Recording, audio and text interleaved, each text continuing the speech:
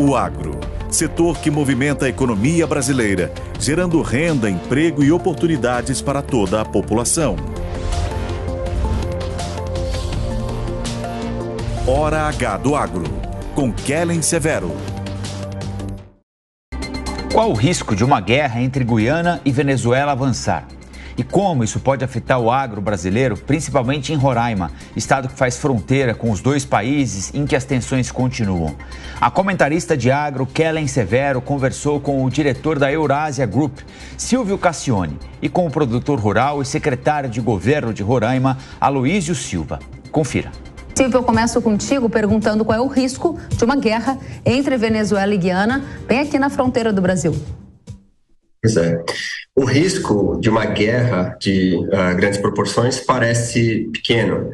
O que é mais provável parece ser algum tipo de provocação militar na fronteira, da fronteira da Guiana com a Venezuela, mas não envolvendo o Brasil. Lembrar que o Maduro parece ter muito mais interesse numa mobilização interna antes das eleições marcadas para o ano que vem, do que num envolvimento militar de grande porte, para o qual ele não parece estar tão preparado. Claro que a Guiana ela é um país com poucos recursos militares, mas ela envolve interesses muito grandes dos Estados Unidos e outros grandes países. As manobras militares dos Estados Unidos naquela região já são indicativo de que, para o Maduro, pode ter muito a perder arriscando uma guerra de larga escala contra a Guiana. Por outro lado, algum tipo de provocação, atravessar a fronteira, fazer algum tipo de manobra na costa, é algo que vai manter a população, a opinião pública venezuelana distraída. Isso pode ser útil para ele nas eleições do ano que vem.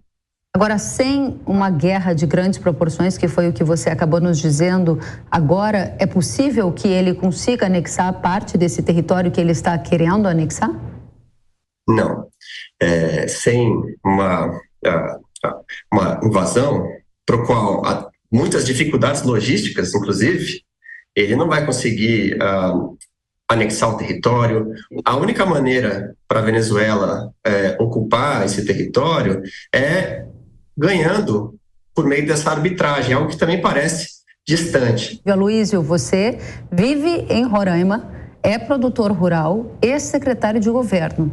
Qual é a sua visão sobre o risco de uma guerra na sua região e qual é a situação hoje? Está tudo muito normal ou já tem movimentações militares por aí?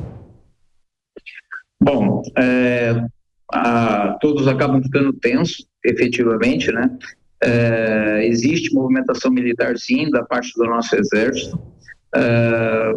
O Silvio mencionou, não há possibilidade alguma de uma invasão sem o auxílio do território brasileiro. Então, basicamente, por isso que a gente fala que não tem uma invasão, porque o Brasil até então, apesar de que não for tão firme, mas ele está falando que não tem que ir para o lado da diplomacia mesmo. O setor do agro vem crescendo violentamente e nós não podemos deixar de colocar números aqui. Para vocês terem uma noção, 2019, 20, 21 e 22, nós exportamos 1,1 bilhão de dólares para a Venezuela. Todas as exportações, dos quais 744 milhões foi para a Venezuela. Óleo de soja, açúcar, farinhas e vários outros subprodutos. Nem todos produzidos aqui, mas Roraima tem esse benefício, então a gente não pode jogar fora. Em contrapartida, a gente tinha uma exportação muito pequena para a Guiana. Esses últimos 4 anos de referência que eu fiz foram 32 milhões de dólares, mas este ano aconteceu já o inverso. A Venezuela já está comprando menos, o ano de 2023, até agora, até novembro, ela comprou 331 milhões de dólares, e em contrapartida a Guiana cresceu para 30 e poucos milhões de dólares só esse ano, mais do que os últimos 4 anos. Nós estamos preocupados porque uma grande alternativa nossa, logística, é através dos portos que a Guiana vem implantando. Então, nós estamos de Boa Vista, capital de Roraima, até Georgetown, em torno de 680 quilômetros, dos quais a parte que não está asfaltada, que é dentro do território deles, está sendo feito o asfalto por eles, e essa região do Essequibo, ela é toda ligada a nós, né? E, então, para nós é muito importante que não ocorra guerra alguma, e muito pelo contrário.